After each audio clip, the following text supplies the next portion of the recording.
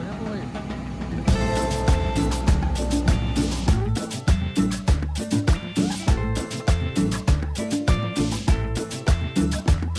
Išaušus rytui Madeira pasitinka kerinčių saulėtekių per langą.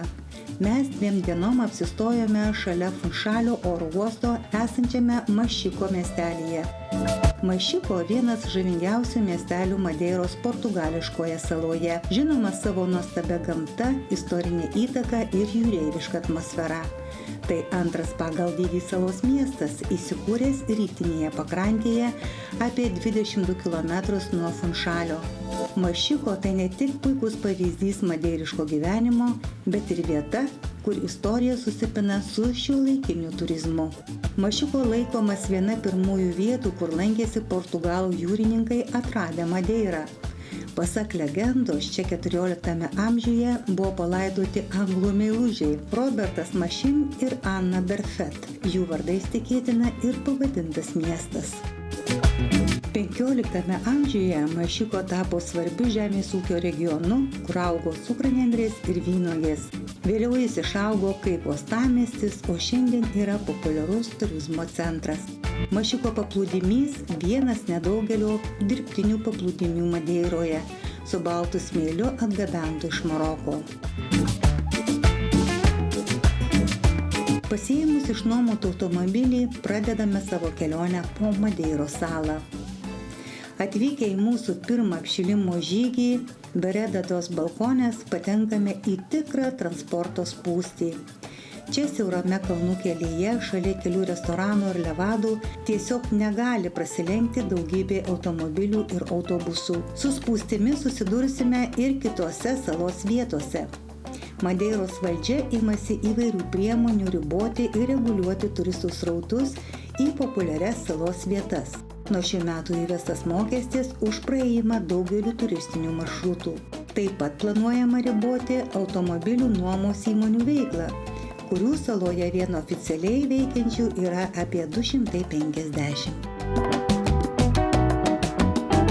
Levada – tai dirbtinis vandens kanalas pastatytas Madeiros saloje, skirtas vandenį nukreipti iš kalnų bei drėgnesnių šiaurinių regionų į sausesnius pietuose esančius laukus ir sodus.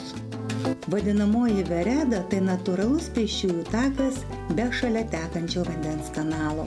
Visoje Madeiros saloje nuo 16 amžiaus yra nutiesta virš 2000 km levadų.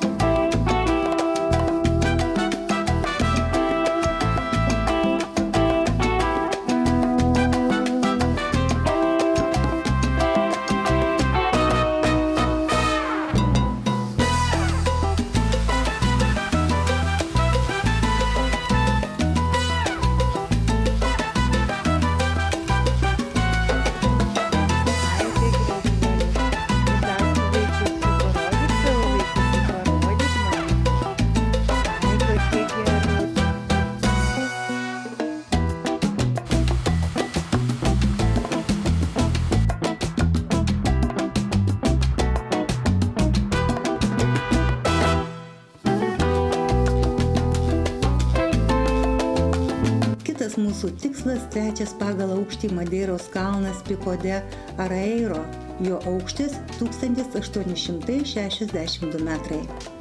Nuo jo prasideda trekingas į aukščiausią viršūnę Pico Ruivo. Deja, šis kelias dėl prieš metus vykusių miškų gaisrų už 2 km uždarytas. Bet palaipioti viršukalnių keteromis ir panarplioti į debesis mes negalėjome atsisakyti. Iš viršaus atsiveria užburantys kalnų vaizdai. Ant šių viršukalnių susirenka daugybė žmonių sutikti ir išlydėti saulę. Deja, dažnai laiką tenka praleisti tirštuose debesyse. ir tik nedaugelis gali pasigrožėti fantastiniais saulėlydžiais ir saulėtekiais.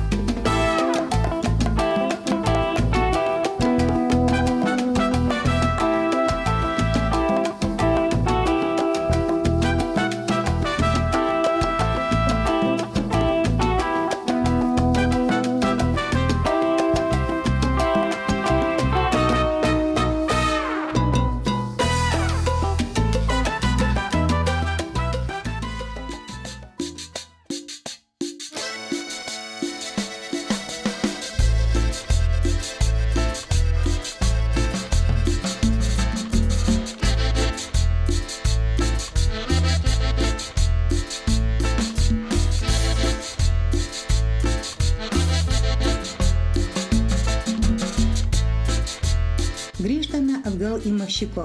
Pravažiuojame pro garsųjį Funchal oro uostą įrengtą ant estakados.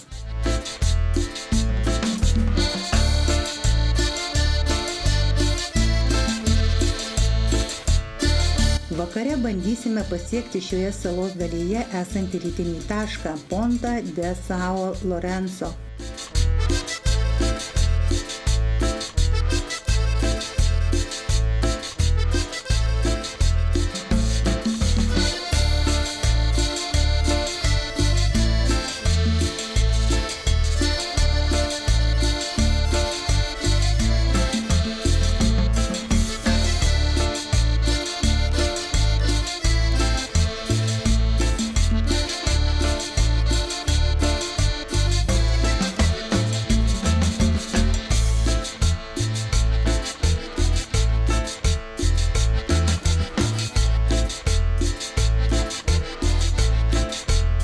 Deja, dėl prasidėjusio lietaus žygį pusiaukelėje teko nutraukti.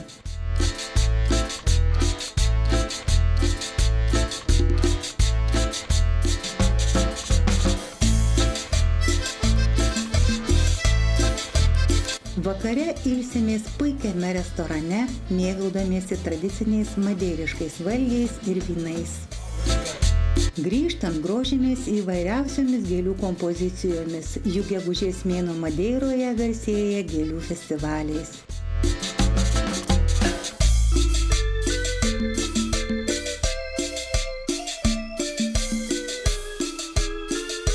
Stebina gatvės ir šaligatviai išgrįsti tipišku portugališku būdu, mažai skaldytais akmenimis arba nugludintais mažyčiais jūros akmenukais. Negali suvokti, kiek reikia įdėti darbo, norint išgrįsti visus miestus tokiu būdu.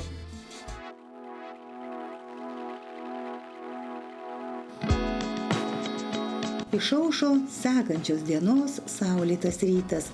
Mūsų laukia pirmas tikras žygis Levada Dorei, Karalių Levada. Tai 11 km pėsčiųjų maršrutas.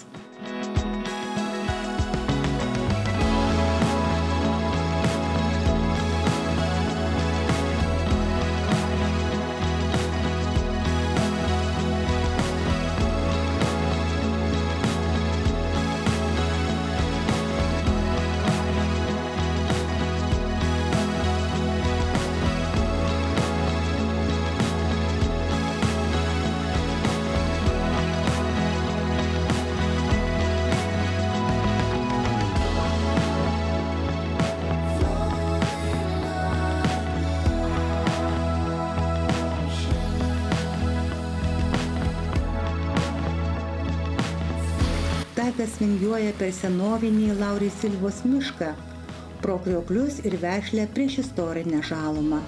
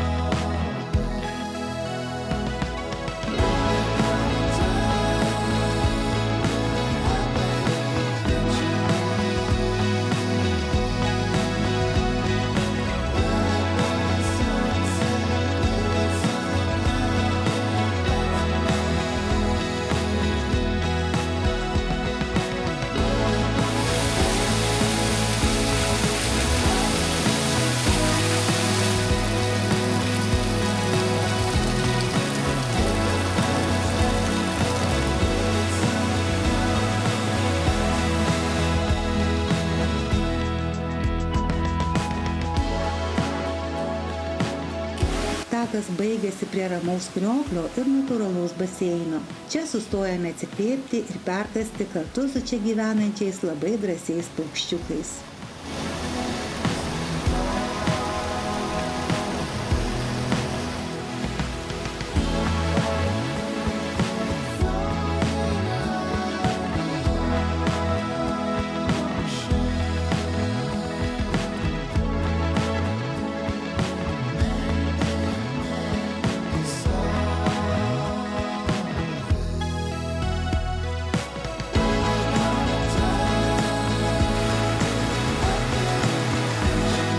Šis pirmas mūsų žygis Levada paliko neišdildomą įspūdį.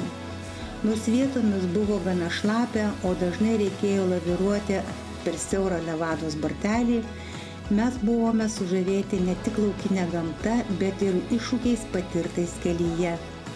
Labiausiai įsiminė praėjimas pro krentantį ant kelio krioklį.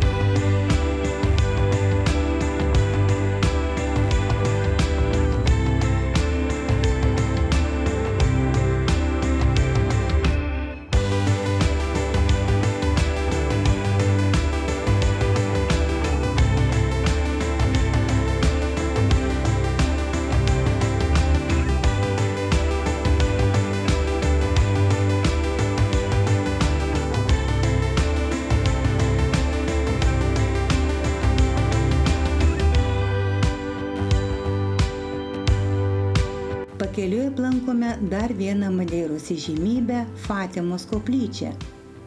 Jis stovi ant aukšto kalno, nuo kurio atsiveria fantastinis panoraminis vaizdas į apylinkes ir vandenyną.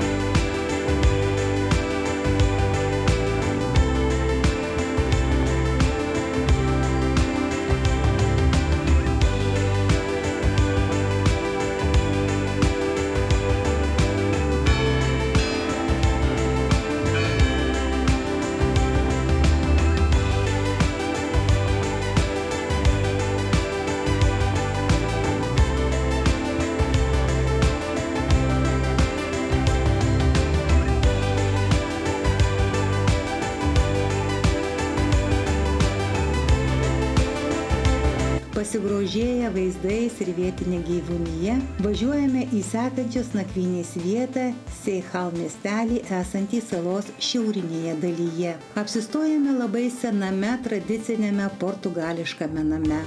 Su nuostabiu interjeru, sena biblioteka, koplyčia ir tradicinėmis glazūruotomis plytelėmis dengtomis sienomis.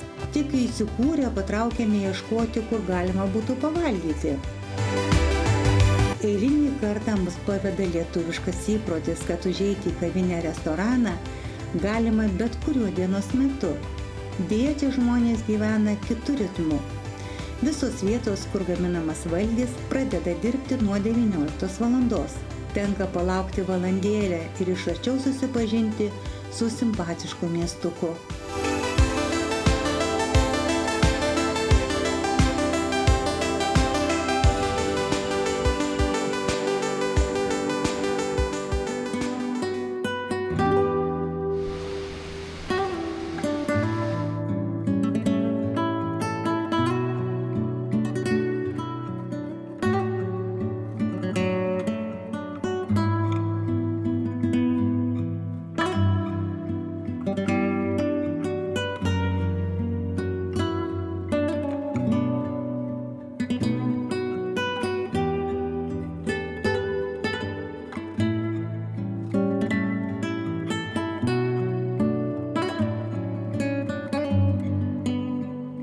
Ryte nueiname į šalia esantį juodojo smėlio paplūdimį ir natūralios lavos baseiną.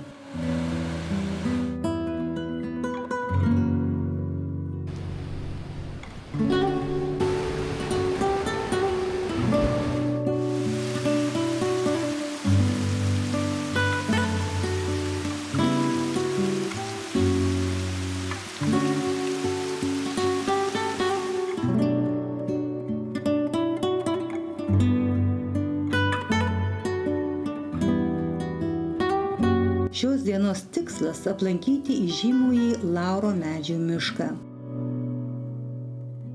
Madeiros šiaurės vakarų aukštumoje pasislėpęs Fanalo miškas – siurrealistinis rūko apgaubtas senovinis miškas tarsi iš pasakos.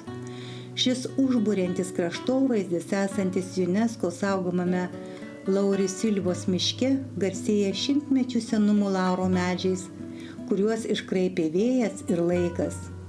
Kai kuriems medžiams yra daugiau nei 500 metų.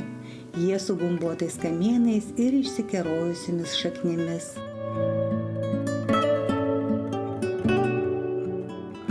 Mišką dažnai gaubia rūkas. Jame laisvai ganosi karvės, kurios suformuoja neįsivaizduojamo tankumo žolės kilimą.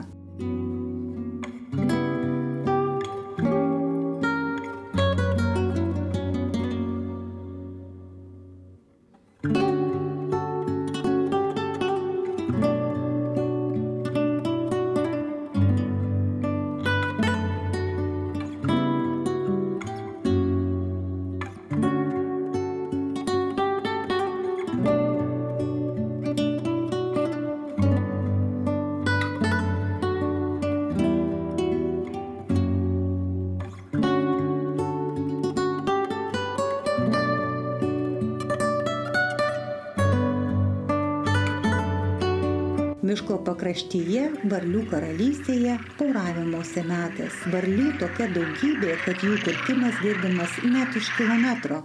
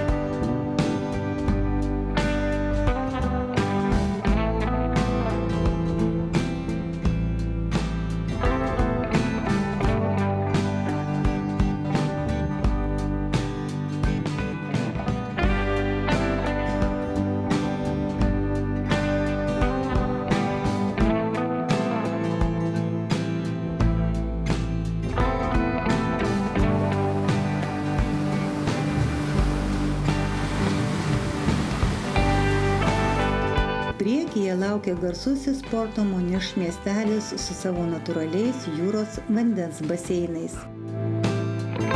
Apsistojame jaukiame butuke su nuostabiu vaizdu į vandenyną.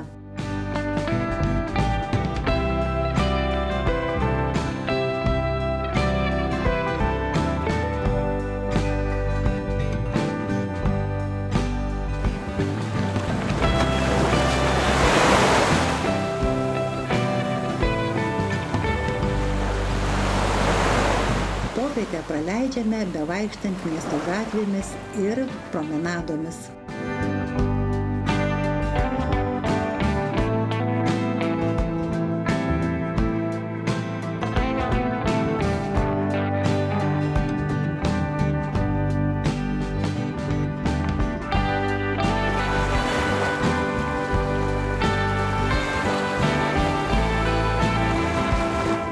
Aplankome mažytį jūros muziejų.